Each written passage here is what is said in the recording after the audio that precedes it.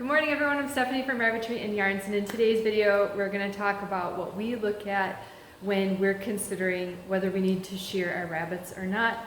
There's really three things that we consider, those top three things, and in this video we are going to cover those things. So let's get started. Okay, so the first thing we have to obviously take a look at is it's pretty cold outside. We woke up this morning and it was like -4 degrees. We need to get some layers on and we need to get ready to get outside and go visit the rabbits.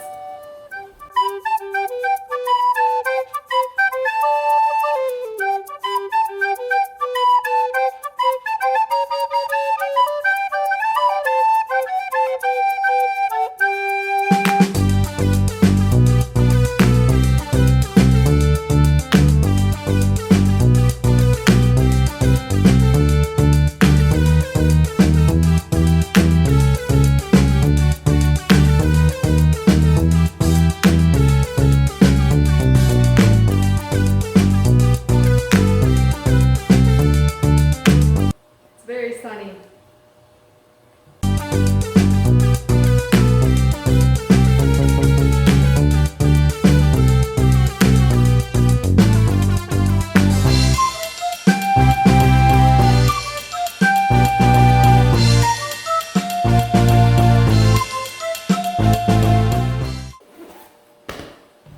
Just need shoes.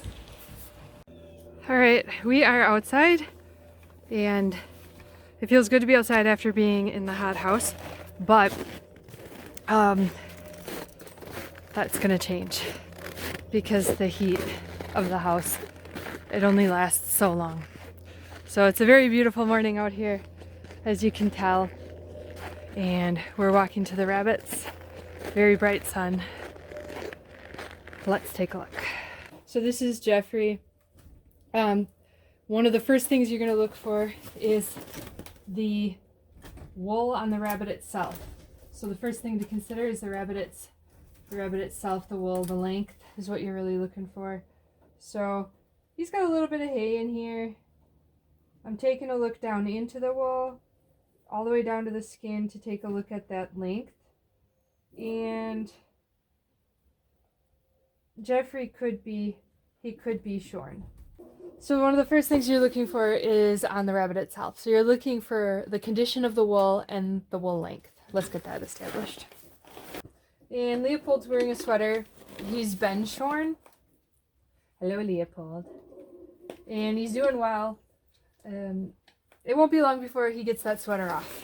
Okay, so another thing to consider when you have a rabbit, this is Mr. Black Betty. Mr. Black Betty is going to be used for breeding. We need some new genetics introduced. You can only breed rabbits within a gene pool so many times until it has the potential to become unhealthy. So for Mr. Black Betty, one of the things you're going to look at for wool condition is any signs of matting.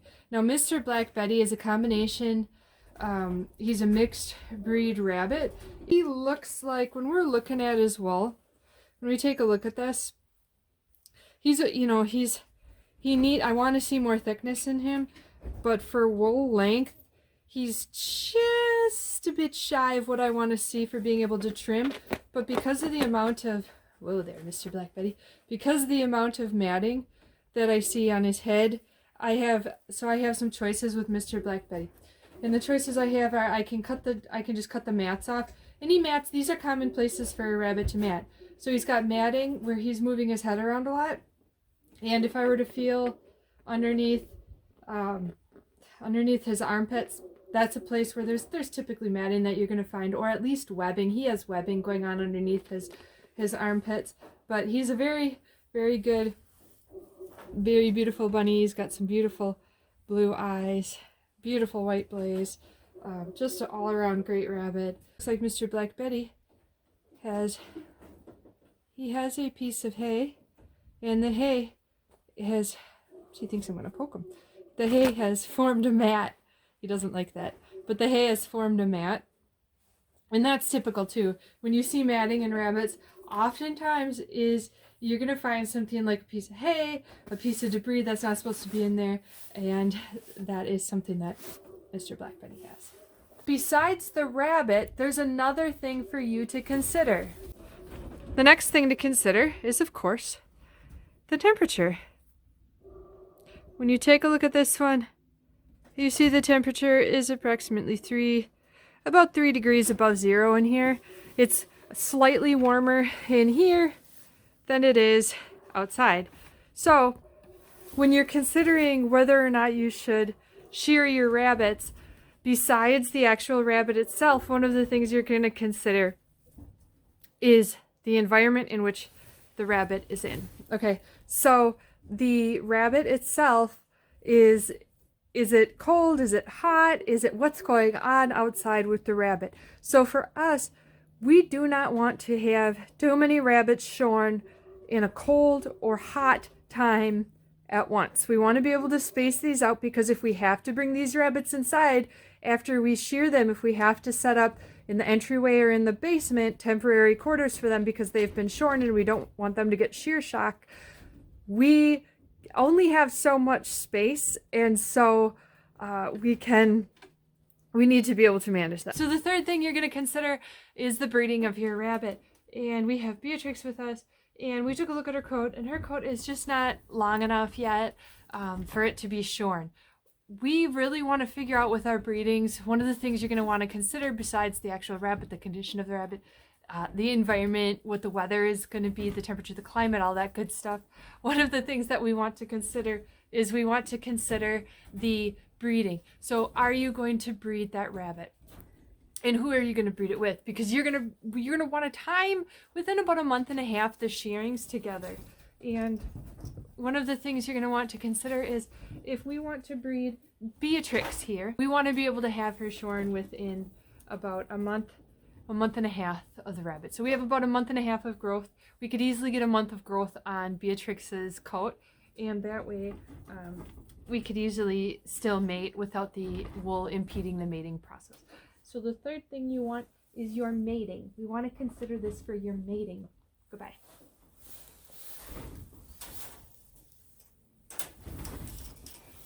We like to raise friendly rabbits here. So that's something that I dislike a rabbit who is aggressive, and we will not breed aggressive rabbits. All right, so when you think about managing climate, one of the things that you really need to consider as well is sudden changes in temperatures. So a rabbit, it's going to be able to handle cold if that cold came on nice and gradually. If the cold is going to come on fast, just like us, if I were to be outside where it's cold and then come inside and not take off my layers, it's going to feel very hot in here. So that sudden change of outside to inside without being able to manage the what's on the body, the wool, is something that's very important to consider.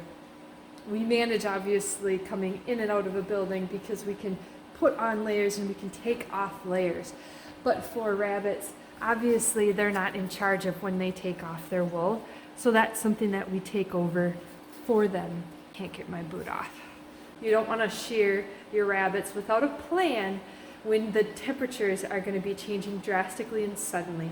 And unfortunately, what has been going on around us is the temperatures have been changing drastically and suddenly. We had an unseasonably warm fall. We had an unseasonably warm beginning of winter, and then this past week it became suddenly cold. This is very bad for our rabbits, and considering that the shearing of the rabbits, we have to have those contingency plans in place about housing the rabbits, monitoring the rabbits, paying attention to what's going on with those rabbits. All right, everybody, thank you so much for joining us on this video about the 3 big things that must be considered before shearing your rabbit in the wintertime. That's, of course, the condition of the rabbit itself, the wool, the environment, the climate of which the rabbit is in, and then your plans on what you're going to do for breeding. So please, if you've enjoyed this video, feel free to take a look at our other videos. They're absolutely free to look at. Also, we do have a membership section. If you want even more videos, you definitely can become a member of the channel. There's 3 different membership levels, and take a look, check it out, see what you think, find some more information, all that good stuff, and we'll see you in the next video.